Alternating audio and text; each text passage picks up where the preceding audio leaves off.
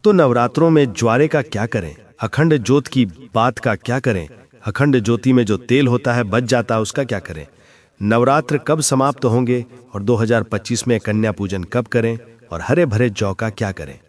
भक्तों, आज हम जानेंगे सब कुछ इस वीडियो में। माता रानी जो आपकी इस वीडियो को सच्चे दिल से लाइक करे, उसकी गरीबी जन्म जन्मांतर की परेशानी दूर कर देना।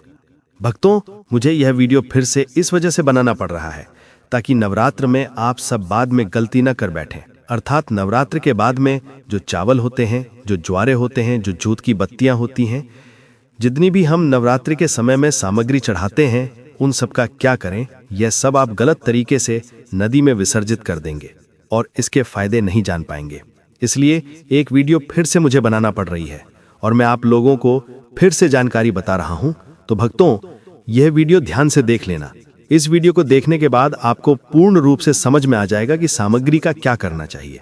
भक्तों, सबसे पहले जानते हैं शारदीय नवरात्र का पहला व्रत 22 सितंबर को रखा जाएगा और अंतिम व्रत 1 अक्टूबर को रामनवमी के साथ समाप्त होगी। और दोस्तों, शारदीय नवरात्र में कन्या पूजन अष्टमी या नवमी तिथि को किया जाता है। इस साल अष्टमी तिथि 30 सितंबर मंगलवार और नवमी तिथि 1 अक्टूबर बुधवार को पड़ रही है, जिस वजह से अष्टमी तिथि की कन्या पूजन 30 सितंबर और नवमी तिथि की कन्या पूजन 1 अक्टूबर को किया जाएगी। ऐसे में आप इन दोनों में से किसी भी दिन कन्या पूजन कर सकते हैं। देखिए भक्तों, आप में से अधिकतर जो लोग हैं नवरात्र में बहुत सारी गलती कर बैठते हैं। 9 दिन तक आप माता रानी की खूब पूजा करते हैं और भक्तों, माता रानी की पूजा करने के बाद जो चावल होते हैं, जो श्रृंगार का सामान होता है, अगरबत्तियों की जो कही जाए जली हुई भस्म होती है, जो श्रृंगार का सामान होता है, जो दैवी सिक्का होता है, यह सब नदी में जाकर के विसर्जित कर देते हैं। भक्तों, यही सबसे बड़ी मूर्खता है। 9 दिन का फल आपने क्या किया, सीधे नदी में जाकर के बहा दिया। ऐसा नहीं करना चाहिए। जो चावल होते हैं मित्रों, पिछली वाली वीडियो में भी मैं आप लोगों को नवरात्रि की जानकारी बता रहा था, उसमें भी बताया है जो नवरात्र में जो बचे हुए माता रानी के चावल होते हैं, खड़े हुए चावल होते हैं, इन चावलों को आप अपने भंडार में रखें। अन्य भंडार का मतलब जैसे कि आप अपने घर में जो चावल पका करके खाते हैं उसमें डाल दीजिए, कुछ धन स्थान पर रख दीजिए। अब इसके बेनिफिट सुन लीजिए। और जो पुष्प रहते हैं आप इसे धन स्थान में सुखा करके रखें, अपने पर्स में रखें। जो सिक्के होते हैं इसे भी धन पेटी या पर्स में रखना चाहिए। अब इसके फायदे सुन लीजिए। जो चावल होते हैं माता रानी को चढ़े हुए मंत्रों से सिद्ध होते हैं। माता रानी को चढ़े होने के कारण नवरात्र में माता नवदुर्गा साक्षात स्वरूप में विराजित रहती हैं। तो ये जो चावल होते हैं जागृत अवस्था में हो जाते हैं।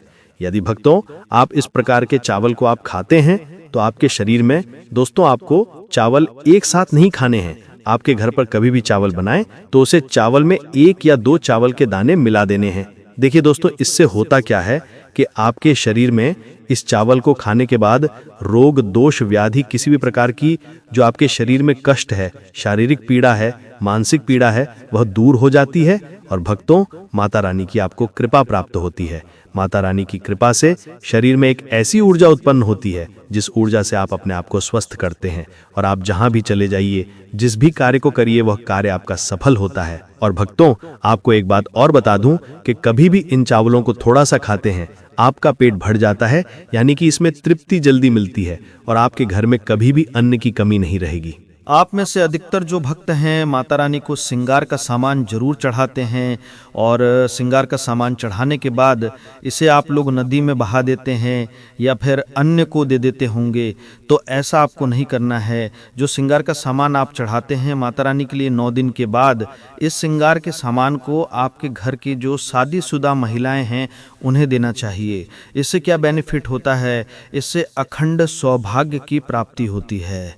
जब तक वो माता बहनें श्रृंगार करेंगी, जो भी माता रानी को चढ़ा हुआ आपने दिया श्रृंगार करेंगे, तो तब तक अगर साक्षात स्वयं काल भी उनके पास आ जाए, उनके पति को ले जाने के लिए, मृत्यु के घाट उतारने के लिए, तो उनका बाल भी बांका नहीं कर पाएगा। इससे उस स्त्री को अखंड सौभाग्यवती की प्राप्ति होती है।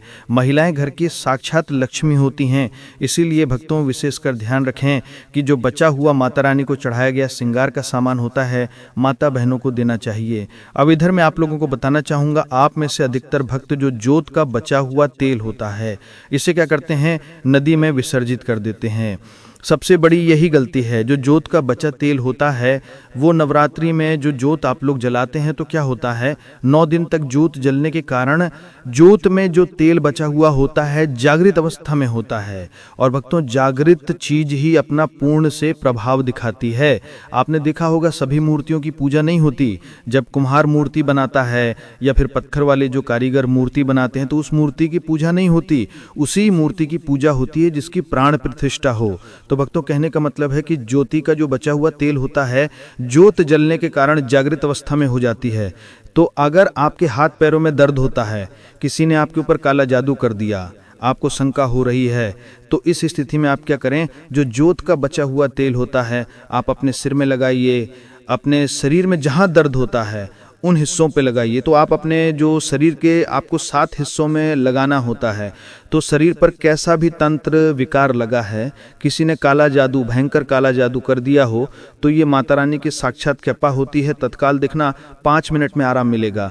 आज हमें हमारे गुरु के द्वारा इस वजह से प्रेरणा मिली कि ये जानकारी समाज में बताई जाए, इस जानकारी से आपका भला होगा। अब जो आपको किसी तांत्रिक या ओझा के पास जाने की ज़रूरत नहीं है, इनके चक्कर आपको लगाने की ज़रूरत नहीं है। आपको 1 साल के लिए जोत का बचा हुआ तेल बचा के रखें। सिर होता है, सिर दर्द वाले हिस्से पे लगा सकते हैं। अगर किसी कारणवश कभी कभी ग्रह नक्षत्रों की पीड़ा के कारण सिर दर्द होता है तो वो सिर दर्द होना बंद हो जाता है।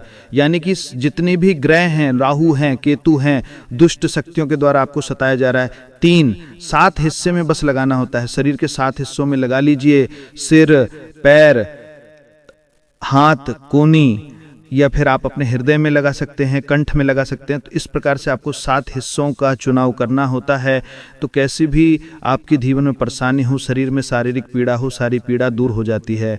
भक्तों, अब चलिए मैं आप लोगों को बताना चाहूँगा, नवरात्रि में अगरबत्ती आप जलाते हैं या फिर आप गोबर के कंडे जलाते हैं या फिर आप माता रानी के लिए जो भी चीज़ों को जलाते हैं, तो भक्तों भस्म का क्या करना चाहिए। जलाने के बाद जो अंतिम चीज़ होती है वो चीज़ भस्म होती है।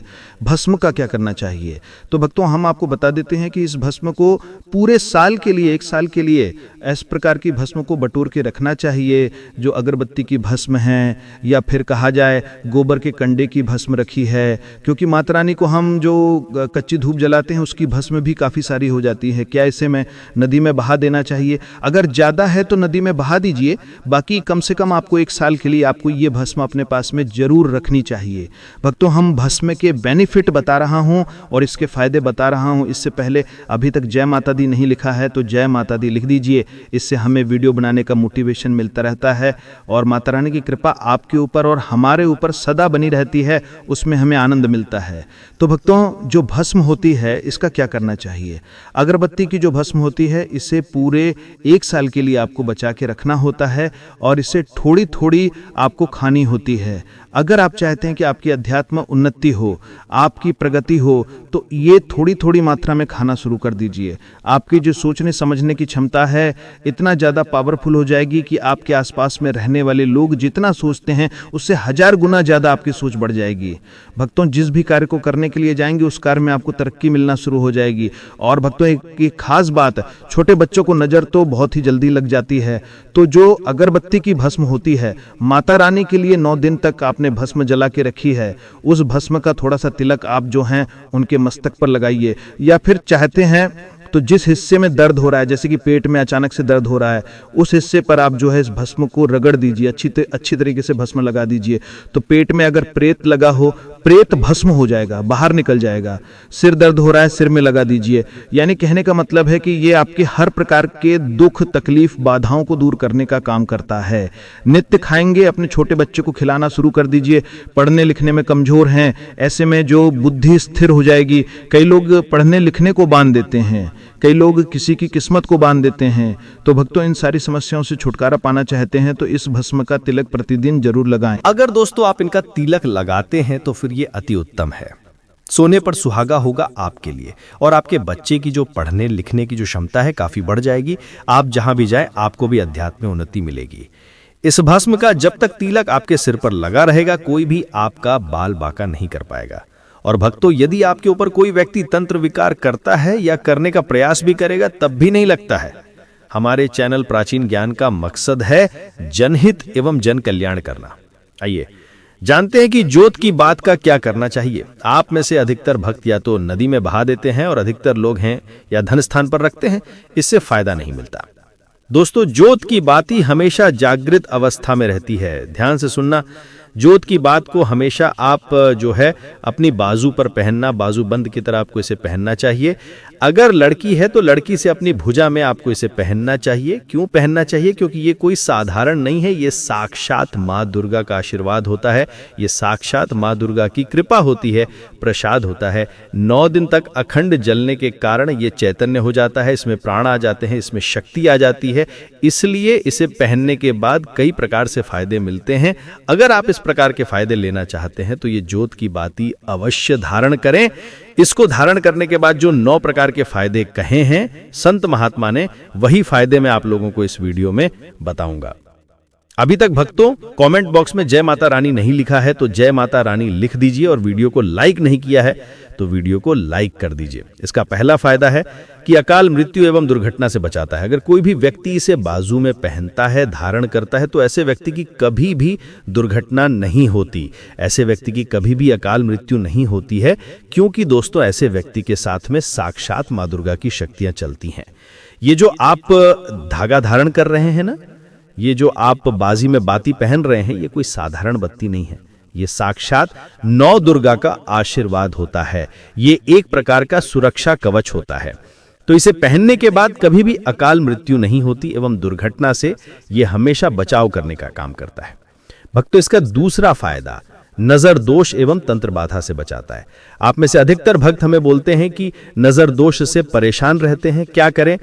तो अगर आप नजर दोष से बचना चाहते हैं, आप चाहते हैं कि आपकी अध्यात्म उन्नति में किसी की नजर दोष न लगे, आपकी उन्नति हो, प्रगति हो, तो बिल्कुल ही इसे धारण करिए। ये नजर दोष एवं तंत्र बाधा से बचाता है।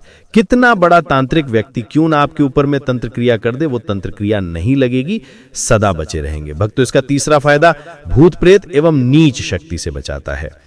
आप कहीं भी मरघट में जाकर के सो जाए, इसको पहनने के बाद भूत प्रेत आपका बाल भी बांका नहीं कर पाएगा। तो भूत प्रेत एवं नकारात्मक शक्ति से इसको पहनने के बाद हमें बचाव होता है। भक्तों, इसका चौथा फायदा लक्ष्मी की पूर्ण कृपा प्राप्त होती है। जो लोग चाहते हैं कि माता लक्ष्मी सिद्ध हो जाएं, उनके जीवन में उनकी कमी न हो, तो ऐसे व्यक्ति से अवश्य धारण करें। माता लक्ष्मी की पूर्ण कृपा प्राप्त होती है एवं नवदुर्गा का आशीर्वाद भी मिलता है। इसका अगला फायदा दैहिक और भौतिक सुखों की प्राप्ति होती है। इसको धारण करने के बाद जो लोग दैहिक सुख प्राप्त करना चाहते हैं, दैविक सुख प्राप्त करना चाहते हैं, भौतिक सुखों की प्राप्ति करना चाहते हैं, ऐसे व्यक्ति को इसे अवश्य धारण करना चाहिए। इसका छठा फायदा मनोवांछित कार्य सफल होता है। आपने लंबे समय से जो मनोवांछित कार्य सोच करके रखा है वो सफल नहीं हो पा रहा है, तो इसको धारण करने के बाद मनोवांछित कार्य सफल होना शुरू हो जाता है। भक्तों, इसका अगला फायदा इच्छित नौकरी की प्राप्ति होती है। तो इसको धारण करने के बाद इच्छित नौकरी की प्राप्ति होती है। इसका 8वां फायदा दैविक सिद्धि की प्राप्ति होती है। 9वां फायदा मां दुर्गा आपके शरीर में हमेशा अंश रूप में विराजमान रहती हैं। जब तक आप इसे धारण करेंगे तब तक मां दुर्गा अंश रूप में आपके शरीर में विराजमान रहेंगी। और जाहिर सी बात है, जिनके शरीर में 9 दुर्गा वास कर जाएं, ऐसे व्यक्ति के जीवन में अन्न, धन एवं किसी भी प्रकार की वस्तु का अभाव नहीं होता। भक्तों, देवी दुर्गा के स्वरूप में किसी भी देवी की तुलना में आप महागौरी की पूजा करना शुरू कर दीजिए। इनकी पूजा करने से ये तत्काल प्रसन्न होती है। देवी का जो स्वरूप कहा गया है वो है सिद्धिदात्री मां दुर्गा जी का जो स्वरूप है वह है सिद्धिदात्री। ये सभी प्रकार की सिद्धि को देने वाली है। सिद्धि अर्थात मोक्ष को देने वाली। तो देवी मां का पूजा पाठ करने से सभी प्रकार की सिद्धि की प्राप्ति होती है, सभी प्रकार की कामना की पूर्ति होती है। इसीलिए नवरात्रि के 9वें दिन इनकी पूजा से असंभव कार्य को भी संभव कर सकते हैं। इसलिए अधिकतर जितनी भी जातक हैं, साधक हैं, सिद्धि प्राप्त करने वाले साधक मां सिद्धिदात्री की पूजा करते हैं। और मां कभी भी, चाहे असुर हो, चाहे मानव हो, चाहे दानव हो, चाहे कोई भी हो, कितना भी उत्तम साधु क्यों ना हो, किसी पर यह भेदभाव नहीं करती, सभी को ये सिद्धि प्रदान करती है। इनका जो बीज मंत्र है सिद्धिदात्री नमः। आप में से अधिकतर दर्शक हमें कमेंट करते हैं कि गुरुजी हमें सिद्धि की प्राप्ति के लिए क्या करना चाहिए। तो अगर आप सिद्धि प्राप्त करना चाहते हैं तो मां सिद्धिदात्री की आराधना करना शुरू कर दें और जो बीज मंत्र बताया है इस बीज मंत्र का जितना ज्यादा हो सके जाप करें। इस बीज मंत्र का जाप करने से आपको 8 प्रकार की सिद्धि और 9 प्रकार की निधि की प्राप्ति होती है। तो ये वीडियो देखने के बाद आप समझ ही गए होंगे कि ज्योत की बात का क्या करना चाहिए। अगर ये जानकारी अच्छी लगी हो तो इस वीडियो को लाइक जरूर करना और जन कल्याण के लिए इस वीडियो को आगे जरूर शेयर करना। इस वीडियो को देख करके बहुत से लोगों का भला हो सकता है। और सच्चे हृदय से कमेंट बॉक्स में जय माता दी लिखना न भूलें। और आज की वीडियो यहीं समाप्त करते हैं। धन्यवाद।